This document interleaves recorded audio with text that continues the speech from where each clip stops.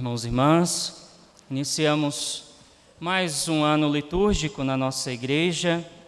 A igreja tem um modo diferente de organizar o seu tempo, porque nós nos colocamos à sombra de Jesus, nos colocamos ao seu redor, no seu segmento. Por isso, o que rege a nossa vida enquanto cristãos é a vida de Jesus.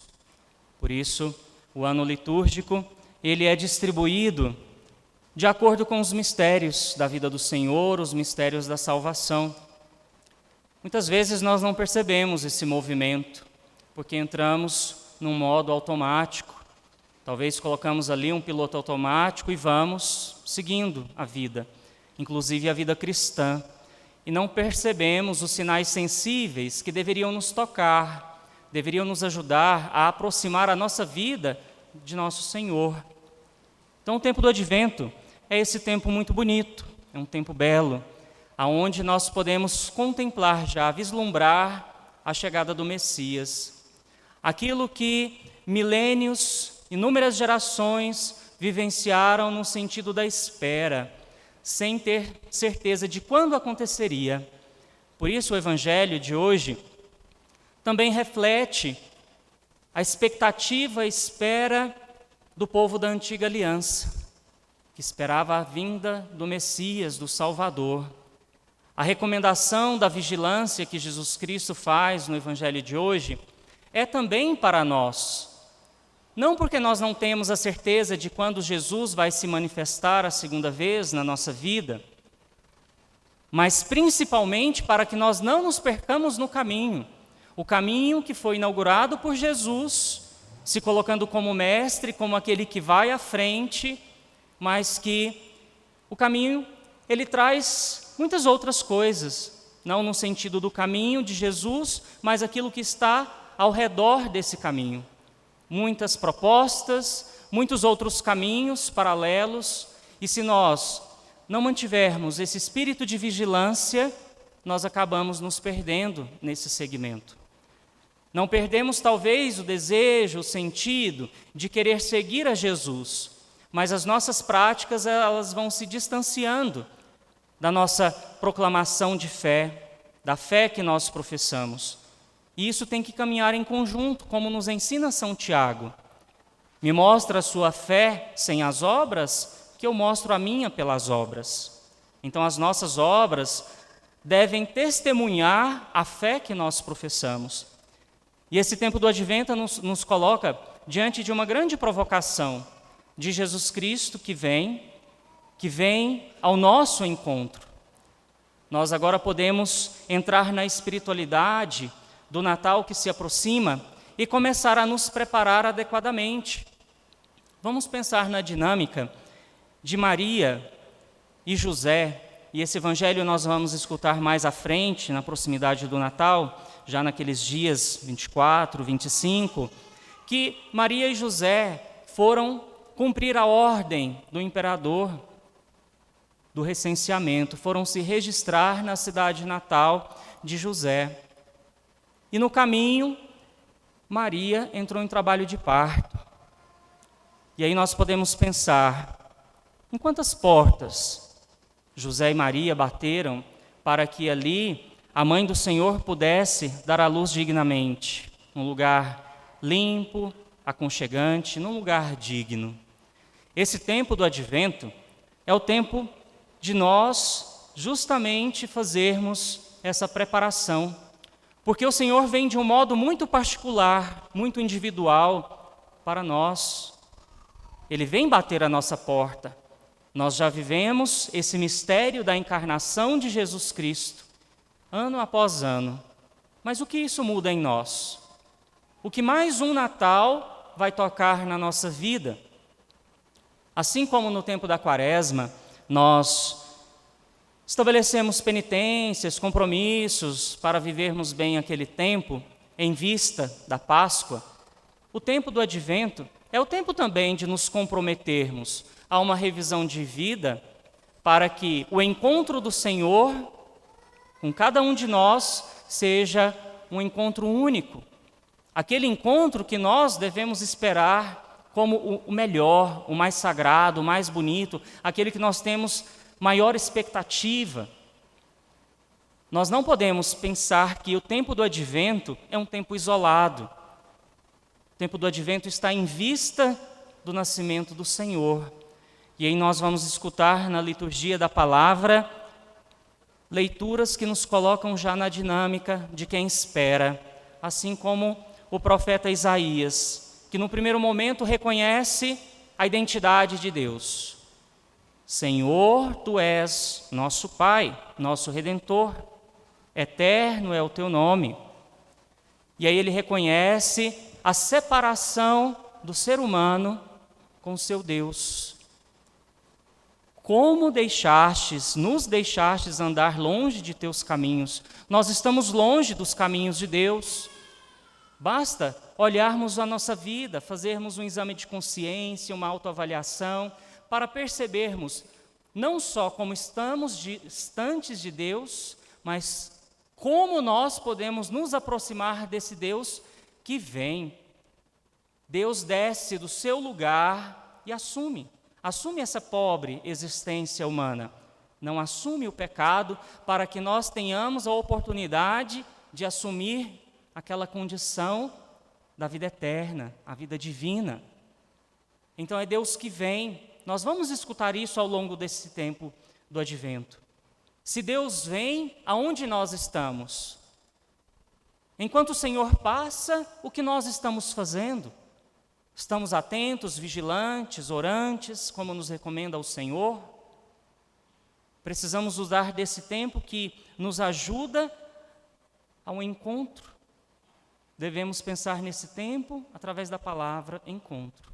E ainda há outras duas palavras que a liturgia da palavra nos coloca, que são fundamentais para esse primeiro domingo do advento. A primeira palavra é espera e a segunda, graça. Todos nós estamos no tempo da espera, do nascimento. Por isso devemos nos preparar adequadamente.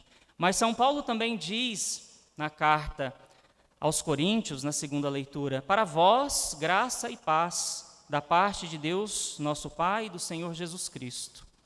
A palavra graça, talvez ela já foi mais considerada na nossa vida cristã, quando pensávamos que nós devemos buscar viver em estado de graça. O que é viver em estado de graça? Buscar trabalhar em nós os dons, as virtudes, os valores cristãos, buscar afastar de nós essa condição de pecado, essa conformidade. Muitas vezes nós escutamos, sobre os pecados de estimação. Ninguém tem ou pode ter pecado de estimação. Isso seria entrar em conformidade com algo que não nos pertence, está em nós, mas não nos pertence. O que pertence a nós é a graça. Aquela graça que nós tínhamos lá no paraíso e que pela autossuficiência, a rebeldia, a desobediência a Deus, nós perdemos. Eu já disse isso aqui uma vez, mas é importante a gente repetir. Às vezes na confissão, eu faço uma comparação com os fiéis. A graça de Deus, ela é derramada sobre nós como uma chuva que cai sem parar. E quando nós precisamos sair de casa, que está chovendo, nós logo lembramos de pegar um guarda-chuva. Ou nos lembramos que chegou mais um tempo de chuva e não compramos o nosso guarda-chuva. Mas na vida cristã, o que é esse guarda-chuva? É o pecado. A graça, ela é derramada sobre nós constantemente. E o pecado não é aquilo que nos protege da graça, é aquilo que nos priva da graça, daquilo que é nosso, é nossa propriedade. Deus nos deu, Deus derrama sobre nós essa graça.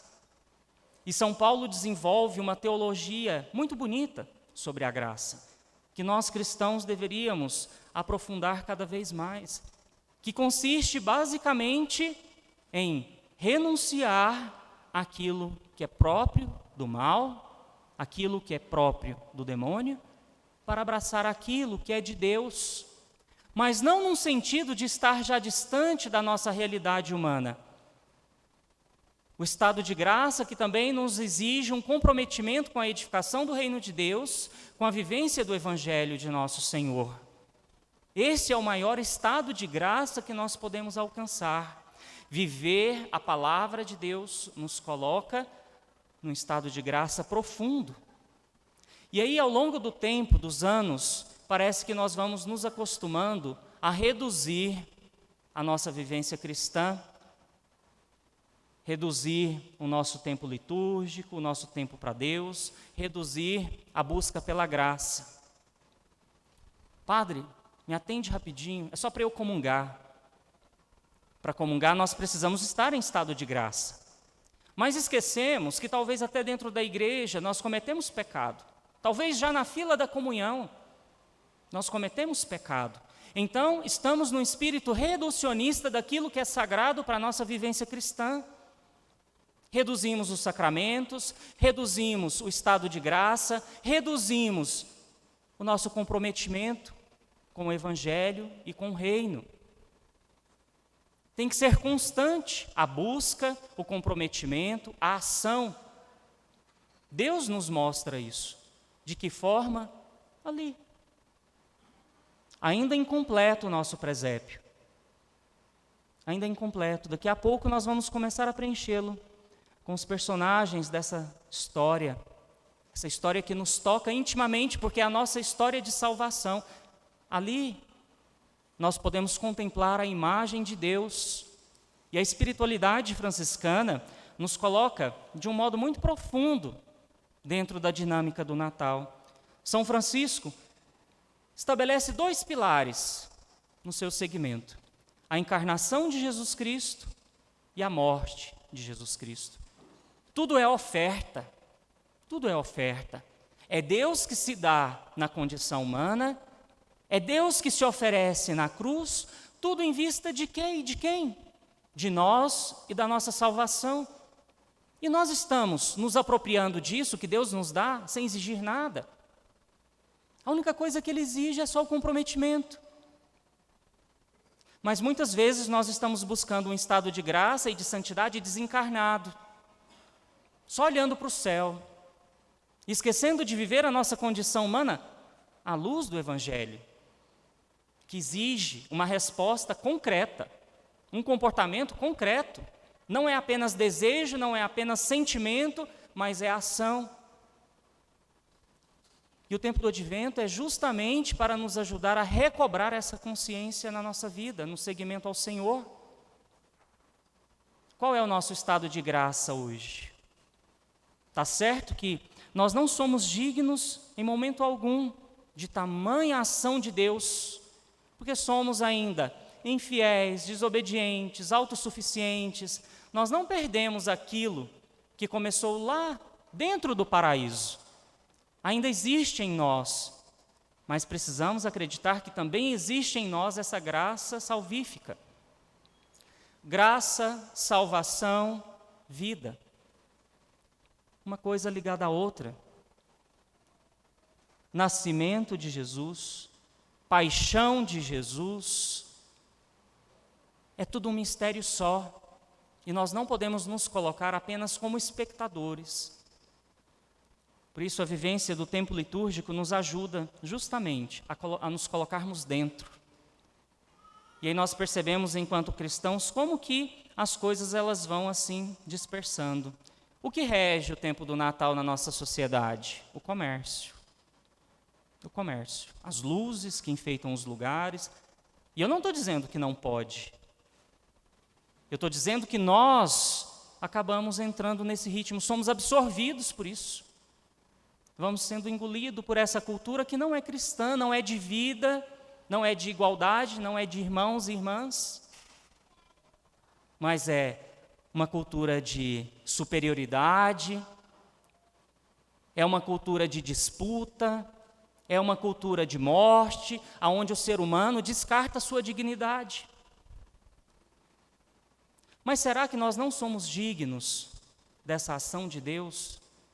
Ele nos olha como filhos, assim como Isaías reconheceu lá na primeira leitura, nosso Pai, nosso Redentor, o Pai, aquele que salva, que nos livra das nossas prisões.